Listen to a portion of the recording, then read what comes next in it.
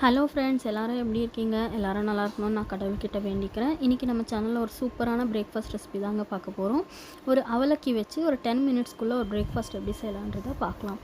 வாங்க அதுக்கு என்னென்ன தேவைன்னு பார்த்துட்டு வந்துடலாம். அதுக்கு முதல்ல நான் 2 கப் அவல் எடுத்திருக்கேங்க. நல்லா வாஷ் பண்ணி ஃபில்டர் பண்ணி எடுத்து வச்சுருக்கேன். ஊரெல்லாம் வைக்கக்கூடாதுங்க, அலசி வச்சுட்டா போதும். இதுக்கு ஒரு பெரிய வெங்காயம் நல்லா பொடியாக அரைஞ்சி வச்சுருக்கேன். கொஞ்சமாக வேர்க்கடலை, ஒரு 3லேருந்து 4 பச்சை மிளகா, கொஞ்சமாக கருவேப்பிலை, இவ்வளோ தாங்க தாளிக்கிறதுக்கு தேவை.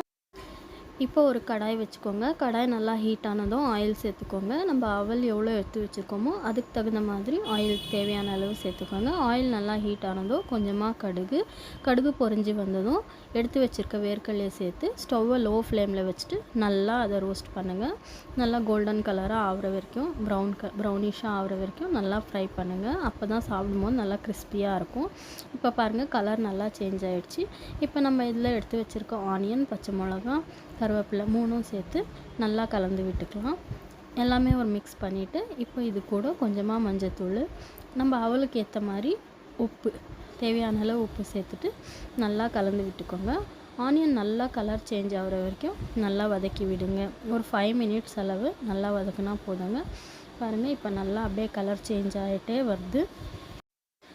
பாருங்கள், இப்போ நல்லா ஓரளவுக்கு வதங்கி வந்துடுச்சு. இந்த ஸ்டேஜில் நம்ம அலசி வச்சுருக்க அவல் எடுத்து இதில் போட்டுக்கணுங்க. பாருங்கள், எவ்வளோ உதிரி உதிரியாக இருக்குது. அதில் தண்ணி இருக்கக்கூடாது, அந்த மாதிரி நல்லா ஃபில்டர் பண்ணியிருக்கணும்.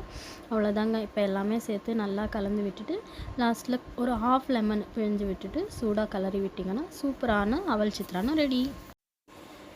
இது கூட நீங்கள் வெறும் சிப்ஸ் வச்சுட்டு கூட சாப்பிடலாம். எங்கள் வீட்டில் வெண்டைக்காய் பொரியல் இருந்துச்சு, அதை வச்சுட்டு தான் எனக்கு பிரேக்ஃபாஸ்ட் முடித்தோம். இந்த ரெசிபி நீங்களும் வீட்டில் ட்ரை பண்ணி பாருங்கள். எப்படி வந்துச்சுன்றதை கமெண்ட்டில் சொல்லுங்கள். தேங்க்யூ ஃபார் வாட்சிங் ஃப்ரெண்ட்ஸ்.